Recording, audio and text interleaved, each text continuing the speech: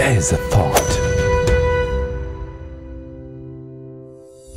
There is always a logic, a motive, a purpose for everything. When you are the reason for someone's happiness, we are here for yours.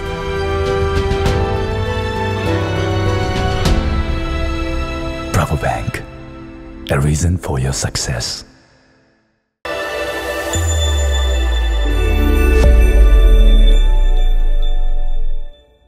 सिप र सिकाइको कुनै सीमा हुँदैन। भोजपुरको चेलीदेखि दक्षिण कोरियाको प्रहरी अधिकृत किम हानासम्मको अनुभव सिप र सिकाइको सेतु बन्न सक्छ। सम्झना राईको यो यात्रा हाम्रो समाजमा महिलालाई हेर्ने दृष्टिकोण अलि सङ्कीर्ण छ। 33% छुट्याइएको भुङ्रोबाट उछिटिएर सबै र भव्य देशमा आइपुगेकी सम्झना राईलाई आजको कार्यक्रममा स्वागत गरौँ। स्वागत छ यहाँलाई प्रवासी पाइलाको यो श्रृङ्खलामा। हजुर नमस्ते, बोलाइदिनु भएकोमा धन्यवाद। हजुर कस्तो छ, आराम हुनुहुन्छ? हजुर एकदम ठिकठाक।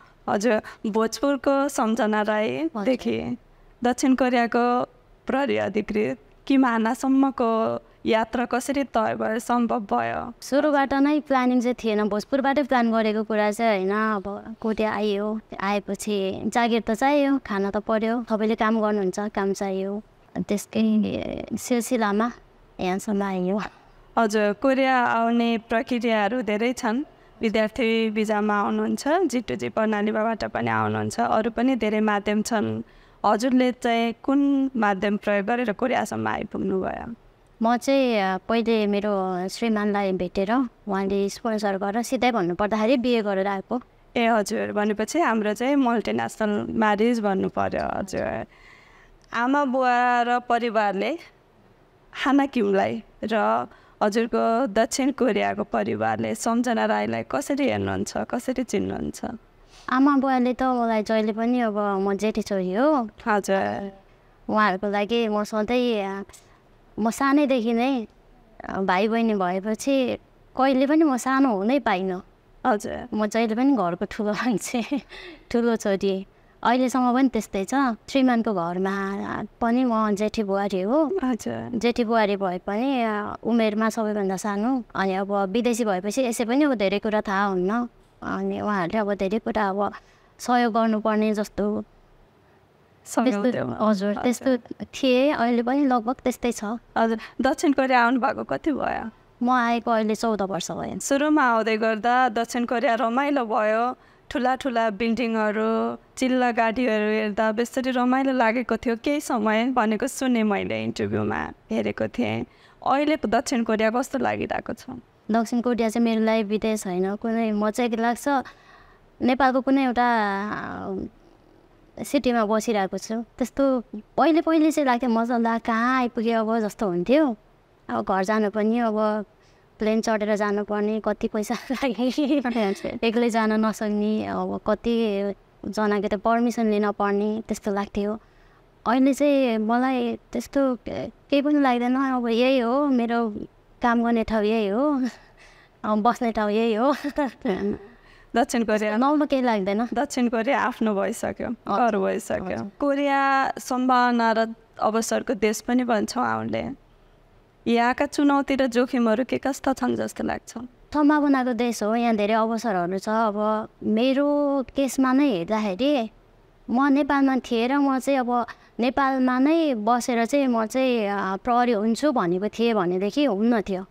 हाइट सानो नेपालमा अहिले पनि हाइटको अहिले पनि छ होला सायद। म जुन बेला नेपालमा थिएँ त्यो बेला थियो कति 5.2 भन्दा बढी हुनुपर्ने के थियो, यहाँ छैन। यहाँ अब 40 वर्ष पुगिन्जेलसम्म 40 भन्दा कमको छ भने नागरिकता छ भने जसले पनि प्रहरीमा भर्ती हुन पायो। हजुर अब यो त अब मैले नै भोगेको, मैले नै गरेको केस भयो। अरू पनि धेरै अवसरहरू छ।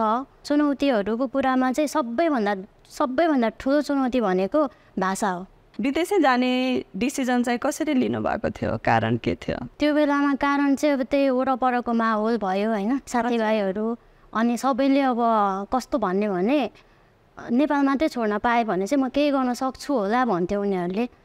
तर अहिले मैले फर्केर हेर्दाखेरि चाहिँ अहिले 14 वर्ष पछाडि फर्केर हेर्दा चाहिँ त्यसरी नसोचे पनि हुने थियो। मलाई चाहिँ केही गर्नको लागि विदेशै जानु पर्छ भन्ने खालको त्यो अब कच्चै हुन्छ नि 19-20 वर्षको उमेरमा सबै त्यो माहौलले नै त्यसरी नै किच्दै लग्यो के अब विदेशै जानुपर्ने रहेछ जसरी भए पनि जहाँ भए पनि भन्नुभयो। साँच्चीकै म कोरिया नआएको भएदेखि म कतै न कतै जान्थेँ। हजुर मैले सुनेको थिएँ हजुरले कुनै ठाउँमा दुबई भए पनि जान्छु भनेर हिँडेको थिएँ। त्यस पछाडि मैले 2-3 दिनमा एरेन्ज म्यारेज भयो, आन्टीले एरेन्ज गरिदिनु भयो, बिहे गरेर कोरिया आएँ भनेको सुनेको थिएँ, मैले हेरेको थिएँ, पढेको थिएँ हजुरको। अहिले नआएको भए पनि हुन्थ्यो भन्दै गर्दा फर्केर परिवारलाई कसरी सम्झिनुहुन्छ, बुवा आमालाई कसरी सम्झिनुहुन्छ? त्यो बेलामा विदेश नै जानुपर्छ जस्तो लागेको थियो मलाई। म +2 पास गरेको थिएँ, पास गरेर म ब्याचलर फर्स्ट इयरमा पढ्दै थिएँ। हजुर मलाई कलेजको फी तिर्न अनि काठमाडौँमा बस्न एकदमै गाह्रो अवस्था भइसकेको थियो। हजुर खुट्टा भाडा तिरेर कलेज जान सक्ने काम पाएको थियो भने म नेपालमा नै बस्थेँ। त्यो बेलामा त्यो अवस्था थिएन, एकदमै गाह्रो गरी बसिरहेको थिएँ। अनि अब मेरो एकजना आफन्तले अब गर्दै चिनेको मान्छेबाट चिनेको मान्छे गर्दै अब गर्दै यहाँ आइपुग्यो होइन। हजुर मेरो परिवारहरू ठिकै हुनुहुन्छ। मलाई अब जहिले पनि मैले भने जेठी छोरी हो अनि मलाई सल्लाह सुझाव दिन सक्ने त्यति क्षमताको हुनुहुन्न बाबा मम्मीहरू। गाउँमा बस्नु भएको मान्छेहरू हो, बाबाले अलरेडी पढ्नु भएको छ, मम्मीले त पढ्नु पनि भएको छैन। अनि अब खेतीपाती गर्ने मान्छे, न पैसाले सपोर्ट गर्न सक्नुहुन्छ, न त केही अब हुन्छ नि यो चाहिँ गर यसरी चाहिँ पढ भनेर न त केही गर्न सक्नुहुन्छ। त्यस्तो अवस्था थियो पहिले। अहिले पनि त्यस्तै हुनुहुन्छ। त्यही पनि मैले हरेक कुरामा अब उहाँहरूको सल्लाह सुझाव लिने नलिने अब मैले फिल्टर गरेर कुनै लिन्छु कुनै लिन्न। तर अहिले पनि म सोध्छु। हजुरले सुनेको देखेको भोगेको नेपालमा प्रहरी र अहिले यहाँ हजुर आफू प्रहरी अधिकृत समानता के भिन्नता के? समानता भनेको चाहिँ अब त्यही हो, नेपालमा पनि उहाँहरू सरकारी कर्मचारी हो, हामी यहाँ पनि सरकारी कर्मचारी हो। अनि नेपालमा चाहिँ त्यो कहिलेकाहीँ म त्यो सानो भिडियो क्लिपहरू हेर्छु, मासमा 14-15 जना मान्छेहरू लडाइँ गरेर हुन्छ, झगडा गरेर हुन्छ, पुलिसहरू 2-3 जना हुनुहुन्छ त्यहाँनिर। यहाँ चाहिँ कोरियामा चाहिँ कस्तो छ भने 3-4 जना झगडा गरेको हुन्छ, त्यहाँनिर कुटाकुट गरेर हुन्छ, 14-15 जना पुलिसहरू आएर गर्नुहुन्छ होइन। हजुर त्यो सिचुएसनलाई चाहिँ अब ह्यान्डल गर्ने काम गर्नुहुन्छ एउटा भनेको। अर्को भनेको नेपालमा पुलिसले चाहिँ आग लागि भयो अथवा केही बाढी पहिरो आयो भने उद्धार गर्ने काम पनि पुलिसले गर्नुहुन्छ। तर कोरियामा चाहिँ फरक छ। कोरियामा चाहिँ हामीले त्यो 119 भन्छौँ होइन, त्यो फायरम्यान पनि भन्छौँ, उहाँहरूले नै गर्नुहुन्छ सबै।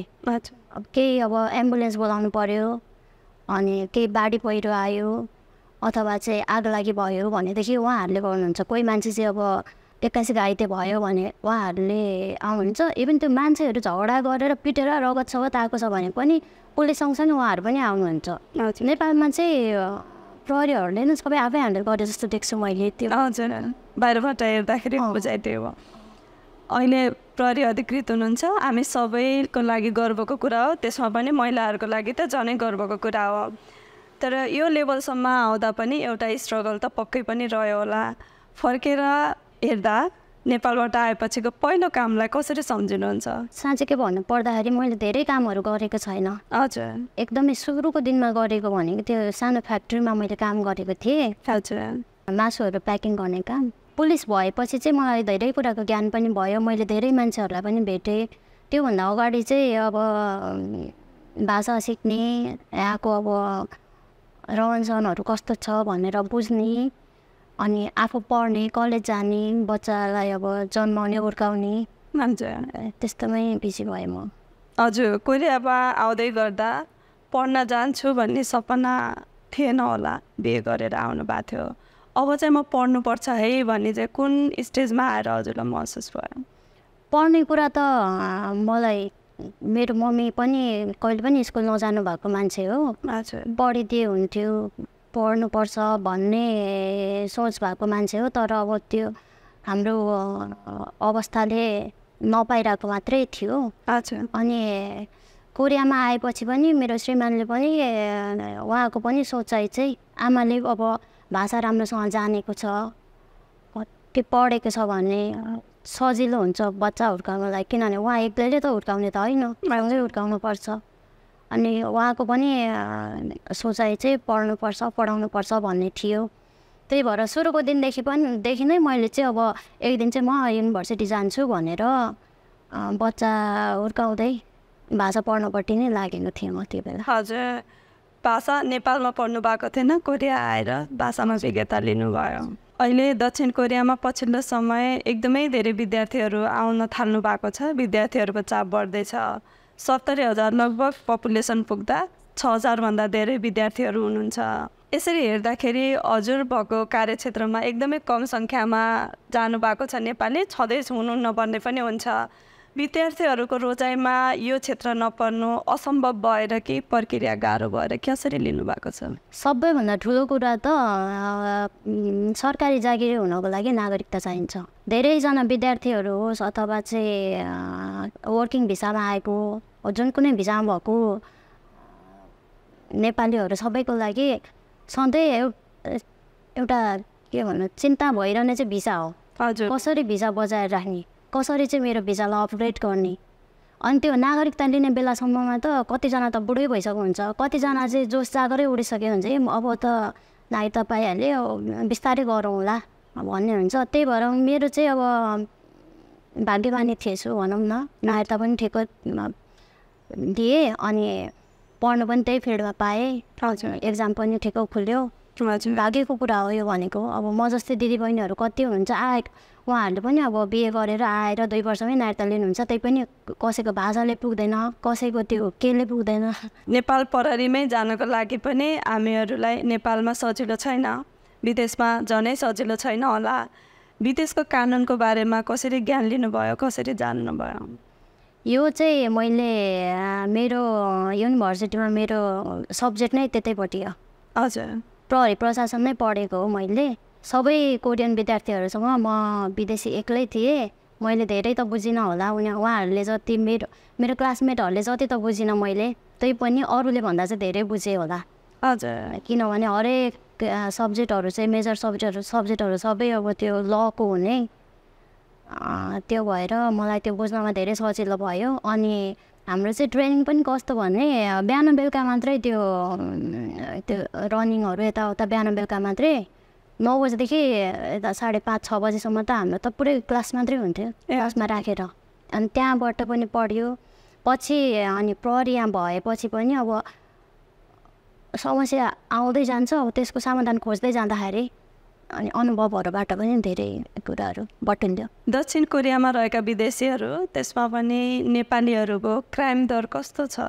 विदेशीहरूको क्राइम भनेर छुट्याएर चाहिँ हामीले राखेको छैन। हजुर, हजुर, अनि फेरि विदेशीहरूको क्राइम मात्रै हेर्ने विभाग भनेर पनि छैन। विदेशीहरूले चाहिँ पिटापिट गर्यो भने चाहिँ यस्तो तरिकाले यसलाई समाधान गर्ने, कोरियनहरूले पिटापिट गर्यो भने चाहिँ यसरी गर्ने, कोरियन र विदेशी पिटापिट गर्यो भने चाहिँ यसरी समाधान गर्ने, त्यो खालको रुल छैन। हजुर, अब कुटपिटको अब अपराधमा अब कसरी समाधान गर्ने, कति चाहिँ सजाय दिने भन्ने एउटै त्यो छ। हजुर, विदेशीहरूको लागि चाहिँ के मात्रै थप हुन्छ भने दोभाषी बोलाउनै पर्ने एउटा नियम छ, त्यति मात्रै हो। त्यो भएर समस्याका कारणले त्यो भएर क्राइम रेट छुट्टै चाहिँ छ, त्यो राखेको चाहिँ छैन। हजुर, तै पनि अब मैले अब भोगेको हेरेको अनुसार नेपालीहरूको क्राइम खासै धेरै छैन। हाम्रो स्टेसनको कुरा गरौँ न, उनीहरू अब हाम्रो स्टेसनमा नेपालीहरू तेस्रो स्थानमा धेरै छ। हजुर, चाइनिज, भियतनामी, हजुर, नेपाली अनि त्यस पछाडि कम्बोडियन, थाइल्यान्ड यस्तो तरिकाले आउँछ। यहाँ हुने क्राइम चाहिँ विकसित देश भयो, कस्ता खालका क्राइमहरू एकदमै धेरै छन्? त्यो त नेपालबाट यहाँ उस्तै होला सायद। नेपालमा त क्राइम हुनलाई त्यो इन्टरनेट सम्बन्धी क्राइम हुनलाई त अब सबैतिर इन्टरनेट पुगेको हुनु पऱ्यो है पहिलो कुरा त। हजुर, त्यहाँ चाहिँ अब सबैको हातमा फोन, अब जसको नभएको त मान्छे कोही पनि हुँदैन। अनि इन्टरनेट ब्याङ्किङ सबैले गर्नुहुन्छ, त्यही भएर स्क्यामहरू यताउता अलिक बढी नै भएको जस्तो लाग्छ मलाई यहाँ। हजुर, नेपालमा चाहिँ घरेलु हिंसा भनेको चाहिँ बुढाले बुढीलाई पिटेको अथवा चाहिँ बुढीले बुढालाई पिटेको अथवा चाहिँ घर परिवारले पिटेको त्यति मात्रै मैले देखेको छु अहिलेसम्म। डेट जाँदाखेरि डेटमा चाहिँ त्यो पिटेको त्यस्तो अलि कमै देखेको छु, यहाँ चाहिँ अलिक बढी नै हुन्छ त्यो चाहिँ। ए हजुर, बिहे हुनुभन्दा अगाडि डेटमा गएकोलाई पनि हामी घरेलु हिंसामा राख्छौँ त घरेलु हिंसा होइन त्यो अर्कै क्याटेगोरी छ ए ओके त्यो पनि अर्को क्याटेगोरी छ अनि त्यस पछाडि अर्को स्टकिङ हजुर स्टकिङको पनि अब छुट्टै त्यो समस्याहरू धेरै आएर 3 वर्ष अगाडि चाहिँ नियमै अर्को बनाएर चाहिँ स्टकिङको लागि पनि छुट्टै त्यो समाधान गर्ने कल्चरल एडप्सन गर्नको लागि चाहिँ यहाँको सल्लाह सुझाव कसरी हुन्छ के हुन्छन् यहाँको कल्चर बुझ्नको लागि त अब ड्रामा र त्यो मुभी हेरेर चाहिँ हुँदैन हजुर किनभने त्यहाँ त फिक्सन मिक्स हुन्छ नि त फिक्सन हुन्छ त्यसमा त्यो अब त्यो ड्रामा जस्तो त रियल लाइफ त हुँदैन धेरैले चाहिँ अब त्यो ड्रामाहरू त्यो हेर्नुहुन्छ होइन हजुर त्यो लभजहरू चाहिँ सिक्न सकिन्छ हामीले भाषाहरू सिक्न सकिन्छ त्यो हेरेर चाहिँ हुँदैन यहाँको अब कोरियाको कल्चर सिक्छु यहाँ अलिकति रम्छु जम्छु भन्ने छ भने चाहिँ कोरियन साथीहरू बनाउनुहोस् यहाँ बिहे गरेर आउने दिदीबहिनीहरूको सङ्ख्या पनि अलि बढी छ हजुरले यसरी विदेश आउनेलाई हाम्रो चाहनाको रूपमा लिनुहुन्छ कि हाम्रो बाध्यताको रूपमा लिनुहुन्छ कसरी हेर्नुहुन्छ अन्तर्राष्ट्रिय विवाहलाई कोरियाको सन्दर्भमा हेर्दाखेरि त यो बाध्यता जस्तै छ नि कोरियामा अब पपुलेसन एकदम घटिरहेको छ हजुर अब हाम्रै पनि हेर्नुहोस् मेरो श्रीमानले यदि बिहे गरेको थिएन भने मेरो वरिपरिको साथीहरू चाहिँ कतिले मेरो एजको मेरो छोरा त्यत्रो भइसक्यो बिहे नै गरेको छैन हजुर अनि मेरो श्रीमानले पनि अब होइन म चाहिँ बिहे गर्दैन यतिकै बस्छु भनेको थियो भने त भएको एउटा पपुलेसन पनि अब एक दिन त सकिन्छ नि त तर उहाँले त अब के गर्नुभयो मलाई पनि अब एउटा यहाँको नागरिक बनाउनु भयो भए एकजना बढेँ म मेरो छोरा पनि बढ्यो यो तरिकाले भयो भने अलिअलि भए पनि बढाउने कोसिस हो यो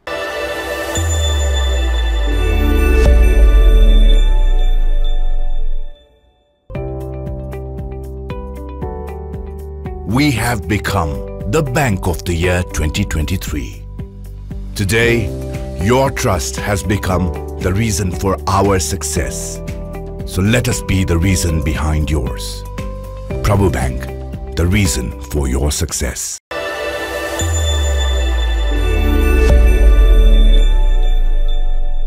यदि कोरिया र हजुर पररे अधिकृत नहुनु भएको भए नेपालमा हजुर आफूलाई कहाँ देख्नुहुन्थ्यो नेपालमै काम पाएको भए अहिले हेर्दाखेरि त्यति बेर मसँग पैसा नभएको राम्रो भयो हजुर मैले त्यति बेर दुःख पाएको राम्रो भयो किनभने म यहाँ आएँ अवसर पाएँ भाग्यले पनि साथ दियो यहाँसम्म आइपुगेँ हजुर यदि घरबाट अलिअलि पैसा पठाइदिनु सक्नुहुन्थ्यो अथवा चाहिँ मैले केही काम पाएको थिएँ र म त्यही काममा झुन्डिएको थिएँ भनेदेखि चाहिँ हजुर पढ्थेँ होला ब्याचलर अब 3 वर्ष पढ्थेँ होला 3 वर्ष पास गर्दिनँ थिएँ होला ब्याक लाग्यो भन्थेँ होला बस्थेँ होला हजुर 4-5 वर्षभित्रमा बिहे पनि गर्थेँ होला बिहे गरेर फेरि सानोतिनो जागिर गर्थेँ होला 2टा बच्चा कोठा भाडा कसरी तिरौँ अहिलेसम्म बच्चाको त्यो स्कुलको फी कसरी तिरौँ त्यही भइरहेको हुन्थ्यो होला हजुर सम्झना राई दक्षिण कोरियामा खुसी हुनुहुन्छ यसरी नै लिउँ खुसी नै छु हजुर अब हजुरलाई दक्षिण कोरियामा हुने नेपालीहरूको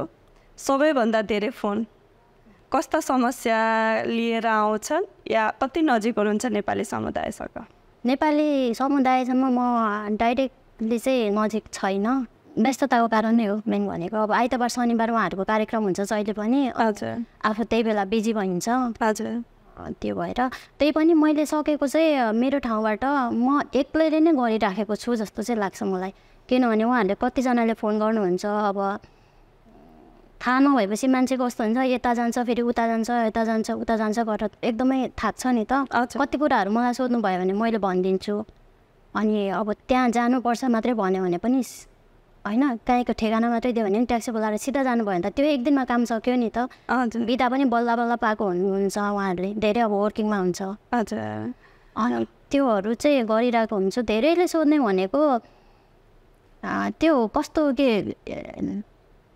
एक टाइममा यस्तो खालको त्यो कुराहरू चाहिँ धेरैले सोध्नुहुन्छ अचम्म लाग्छ मलाई अर्को टाइममा यस्तो खालको अलिक धेरै सोध्नुहुन्छ सबैभन्दा सुरुको दिनहरूमा चाहिँ उहाँहरूले सोध्ने भनेको स्क्यामहरू थियो हजुर रोमान्स स्क्याम भन्छ होइन केटी मान्छे जसरी बोलिदिने अनि यताउता गरेर पैसाहरू त्यो ठग्ने हजुर 40-50 लाखसम्म ठगेको देखेँ मैले रमाइलोतिर लगाऊ एकछिन हजुरलाई मनपर्ने 2जना नेपालको कलाकार कसलाई लिन चाहनुहुन्छ म नेपाली मुभीहरू त्यस्तो धेरै त हेरेको थिएन धेरै वर्षसम्म 1-2 वर्ष बिचमा मैले मुभीहरू हेरेँ 1-2वटा एकजना त्यो हुनुहुन्छ के कार्की भन्ने हुनुहुन्छ हौ फुलबारी भन्ने मुभीमा हुनुहुन्छ नि एकजना बुढो मान्छेको रोल गर्ने विपिन कार्की हजुर विपिन कार्कीले एकदम राम्रो एक्टिङ गर्नुहुँदो रहेछ दयाहाङ राई पनि मनपर्छ मलाई हजुर मैले यो प्रश्न बनाउँदै गर्दा हजुरले दयाहाङ रोज्नुहुन्छ होला भन्ने मलाई लागेको थियो मनपर्ने दुईजना नेता नेता त म भन्न सक्दिनँ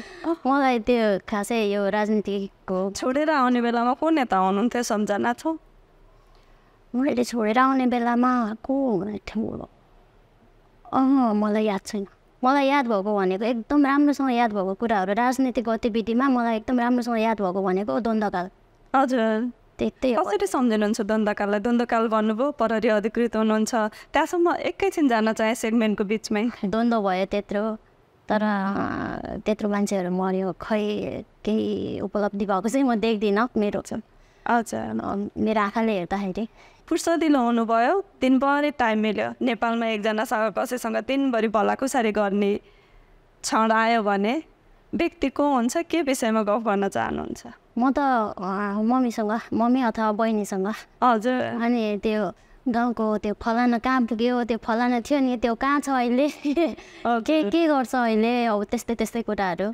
हजुर नेपालमा यहाँले गर्न चाहेको र गर्न नपाएको के काम छ नेपालमा मैले गर्न नपाएको कुरा त धेरै छ हजुर धेरै छ किनभने अब म चाहिँ अलिकति एडल्ट भएपछि अलिकति मेरो दिमाग चाहिँ अलिक बिस्तारै परिपक्व भएपछि म नेपालमा बसिनँ म यहाँ कोरिया आउँदाखेरि 20-21 वर्ष लाग्दै थिएँ हजुर अनि मैले त्यो नेपालको समाजलाई राम्रोसँग बुझ्न सकिनँ आफै त्यो समाजमा समस्या छ भनेको सुनेर म डराएर एकतिर लागिहालेँ म आफै कहिले पनि त्यो समाजसँग लडिनँ जुधिनँ अनि साँच्चीकै के रहेछ त समस्या मैले कहिले पनि भोगिनँ त्यो चाहिँ मलाई सधैँ खड्किरहन्छ अनि कहिले पनि अब त्यो भोट पनि कहिले पनि हाल्न पनि पाइनँ मैले अच्छा नेपालको गीत सङ्गीत कतिको हेर्नुहुन्छ दक्षिण कोरियामा नेपालको गीत सङ्गीत प्रमोट गर्नको लागि त्यस्तो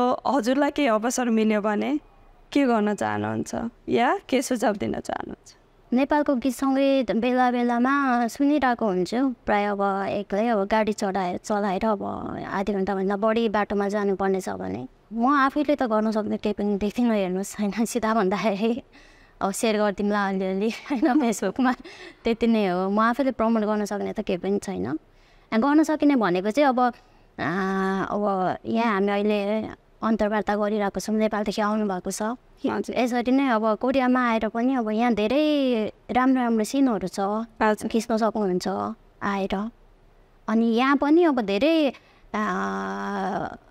वर्किङ भिजामा आएर पनि विकेन्डमा चाहिँ क्यामेराहरू चलाउने मान्छेहरू पनि हुनुहुन्छ क्या धेरै आफ्नो रुचिको विषय बनाएर उहाँहरूले बेला बेलामा भिडियो निकालेको पनि देखिरहेको हुन्छु एकदम राम्रो हो उहाँहरूलाई सपोर्ट गर्नुहोस् सेगमेन्ट सक्यौँ सेगमेन्ट सँगसँगै यहाँ रेकर्डिङ गर्नलाई यस राम्रो राम्रो ठाउँमा आउनुहुँदा हुन्छ भन्दै गर्दा यहाँ दक्षिण कोरियाको गीत सङ्गीत या मुभी नै पनि नेपालमा रेकमेन्ड गर्न चाहनुभयो भने कुन ठाउँमा सुटिङ गर्नलाई रेकमेन्ड गर्नुहुन्छ मुभीहरू गर्नको लागि त नेपालमा त राम्रो ठाउँहरू छ नि म आफैलाई जान मन लागेको ठाउँहरू छ त्यो माथि माथि हिमालहरू भयो होइन अनि त्यो उस्ताङ मनाङहरू भयो अरू कोही यसरी आउन चाहनुभयो भने हजुरको सल्लाह सुझाव कस्तो रहन्छ मैले अहिले बुझेअनुसार चाहिँ विवाह गरेर आउनु त्यो ब्यान्ड छ कि के छ थाहा भएन होइन किन नेपाल सरकारले किन ब्यान्ड गर्यो त्यो पनि मलाई थाहा छैन हजुर किनभने कोही दिदी पनि बिहे गरेर आउनुभयो भने त केही बेफाइदा देख्दिनँ म यहाँनिर होइन हजुर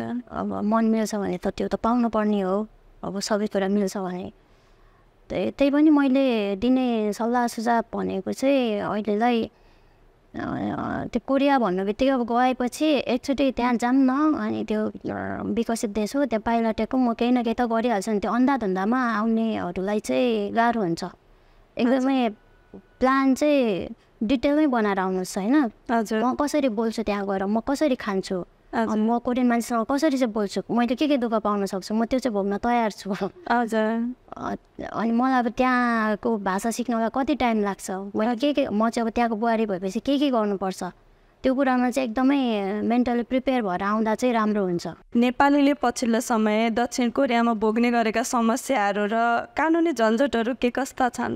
दिदीबहिनीहरूले भोग्ने समस्या अलि अर्कै छ। अनि जो विद्यार्थी भिसामा आउनुहुन्छ उहाँहरूले भोग्ने समस्या अलि फरक छ। अनि वर्किङ भिसामा आउनुहुन्छ उहाँहरूको पनि अलिकति समस्या फरक छ। सबैको मेन समस्या भनेको चाहिँ उहाँहरूलाई चाहिँ सधैँ भइरहने टेन्सन भनेको एउटा भिजा हो होइन। उहाँहरूले सबैभन्दा केही झमेलामा पर्नुभयो कि उहाँले के भन्नुहुन्छ, मलाई यसले मेरो भिजा थप्नलाई त समस्या पर्दैन नि भनेर सोध्नुहुन्छ। अब मैले त्यसमा केही भन्न मिल्दैन, इमिग्रेसनको कुरा हो होइन। अनि सबैभन्दा मेन समस्या धेरैले भोग्नुहुने समस्या भाषाको कारणले छ। भाषा नबुझेपछि केही पनि गर्न सकिँदैन। भाषा बुझ्यो भने अब सबैलाई सोध्न सकिन्छ, यो गर्न सकिन्छ, त्यो गर्न सकिन्छ। इपिएस भिसामा आउनुभएको मान्छेहरू, वर्किङ भिसामा आउनुभएकोहरू इपिएसबाट, उहाँहरूको समस्या धेरै जस्तो चाहिँ अब उहाँहरू स्क्याममा पर्नुहुन्छ। त्यो पनि त्यो रोमान्स स्क्याम भयो। अनि फोन चाहिँ अब लेटेस्ट मोडलको फोनलाई चाहिँ 50,000 नेपाली 60,000मै दिने त्यस्तो भनेर। अनि बुझ्ने नै उमेर भइसकेर धेरै बुझेकै मान्छेहरू आउनुहुन्छ। त्यही पनि अब त्यो कोही बेलामा त अब इन्टरनेट ब्याङ्किङ चलिहाल्छ, हातमा मोबाइल चलाइरहेछ, फेसबुकमा देखाइरहेछ, किनिदिउँ न त, यसो हेऱ्यो रिसर्च गर्यो, ठिकै जस्तो लाग्यो भने किनिदिउँ न त भनेर एकदमै त्यो फसिरहेको समस्याहरू हुन्छ। अनि यो 1 लाखभन्दा कमको त्यो स्क्यामहरूमा फस्नुभयो भनेदेखि धेरैले चाहिँ केस गर्नुहुन्न, मलाई सोध्नुहुन्छ कतिले, अनि छोडिदिनुहुन्छ। कतिले चाहिँ सोध्नु पनि हुन्न। यो स्क्याममा फसेपछि त्यो पैसा चाहिँ फिर्ता आउला भन्न चाहिँ एकदमै गाह्रो छ कि। अब त्यो मान्छेलाई अब समात्नु पर्यो। त्यो 50,000 60,000को लागि चाहिँ उहाँहरूले चाहिँ अब एक दिन काममा बिदा लिएर पुलिस स्टेसनसम्म आएर अनि केस दर्ता गरेर अनि फेरि अर्कोचोटि बयान दिन आएर अनि त्यो अगाडि बढाउनु पर्यो नि त इन्भेस्टिगेसन। त्यो गर्दाखेरि एकदमै झन्झटिलो हुने भएर उहाँहरूले कतिले गर्नुहुन्न, त्यो भयो। अनि अब धेरैजनाको अब श्रीमती चाहिँ नेपालमा हुन्छ, बिहे गरेर गर्लफ्रेन्ड नेपालमा हुन्छ। अनि यहाँ अब यसै पनि अब धेरै नेपालीहरू केटा मान्छेहरू नै हुनुहुन्छ। अनि उहाँहरू धेरै त्यो रोमान्स स्क्याममा पनि फस्नुहुन्छ। केटी मान्छेको जस्तो फोटो राखिदिने, केटी मान्छे जसरी बोलिदिने, अनि त्यो गरेपछि उहाँहरूलाई चाहिँ अब केटी मान्छे अब सुरुमा त लाग्छ यो स्क्याम हो, त्यही पनि टाइम पास बोलिदिउँ न त, यतिकै उताबाट हाई गऱ्यो भने हेलो गर्दा गर्दै अनि पछि त्यो हो जस्तै लाग्ने बनाइदिने रहेछ कि उनीहरूले। अनि त्यस्तो गरेर धेरै फसेको मैले देखेँ। अनि विद्यार्थी भाइ बहिनीहरूको केसमा चाहिँ कस्तो भने विद्यार्थीहरू अब टाइम हुन्छ अलि बढी नै, वर्किङमा जस्तो बिहानदेखि बेलुकासम्म काम गर्नु परेन। टाइम भएपछि उहाँहरूले विद्यार्थी भाइ बहिनीहरूले के गर्नुहुन्छ, अब काम खोजिरहेको हुन्छ, अब पैसा कमाउनु परेको छ जसरी भए पनि। अनि उहाँहरूले चाहिँ अनलाइन जब भनेपछि त यो त कोरिया अब विदेश विकसित ठाउँ, अनलाइनबाट पनि यसरी पैसा कमाउनु मिल्दो रहेछ भनेर उहाँहरूले आफ्नो इन्फर्मेसनहरू पुरै दिने होइन। इन्फर्मेसन दिएपछि चाहिँ अनि आफ्नो खातामा चाहिँ अब पैसा आउँछ। नेपाली 1 लाख आउला अरे मानिदिउँ, 1 लाख आयो भने 10 लाख के अरे 10,000 त तिमी राखौ, बाँकी 90,000 चाहिँ फलाना खातामा हाल्थ्यौ। त्यो खाता चाहिँ कहाँ हुन्छ, कहिले अब उता फिलिपिन्सतिरको हुन्छ, कहिले नेपालको हुन्छ, कहिले कुन देशको हुन्छ। पछि बुझ्दै जाँदाखेरि त कस्तो हुन्छ भनेदेखि क्रिमिनलहरूले चाहिँ उहाँको इन्फर्मेसन राखेर चाहिँ उहाँको खाता चाहिँ युज गरेको हुन्छ। थाहा हुनु पछि पुलिसले इन्भेस्टिगेसन गर्दै खोज्दै जाँदाखेरि त जसको खाता चलेको छ, जसको नामबाट चाहिँ पैसाहरू त्यो कारोबार भएको छ उहाँलाई समाउने हो। लाइसेन्स पनि छैन, भिजा पनि छैन, कसैको चाहिँ भिजा चाहिँ छ, लाइसेन्स छैन, अनि गाडी यत्तिकै ड्राइभ गरिदिने, उसले त्यो लाइसेन्स पनि ड्राइभ गरिदिने। कतिले चाहिँ भिजा पनि छ, लाइसेन्स पनि छ, मातेर ड्राइभ गरिदिने। अनि त्यो गरेपछि अनि एक्सिडेन्ट हुन्छ के हुन्छ होइन। कतिले त्यो इन्सुरेन्स गर्नै पर्ने अनिवार्य इन्सुरेन्सहरू नगरेर पनि नगरेको केसहरू पनि छ। अब हामी कार्यक्रमको अन्त्यमा छौँ। मैले हजुरलाई सोध्न छुट्याएको र मैले चाहिँ यो भन्नै पर्थ्यो, हाम्रो दर्शक श्रोतासम्म पुर्याउनै पर्थ्यो भन्ने केही छ भने संक्षिप्तमा राखिदिनुहोस् न। पहिलो कुरा त अब विदेश हो होइन। विदेशमा अब जस्तो पनि समस्या आइपर्न सक्छ। एकदमै मेन्टली दह्रो भएर दुःख धेरै गर्नुपर्छ। हामीहरूले नेपालमा गरेको भन्दा धेरै दुःख तपाईँहरूले यहाँ आएपछि गर्नुपर्छ।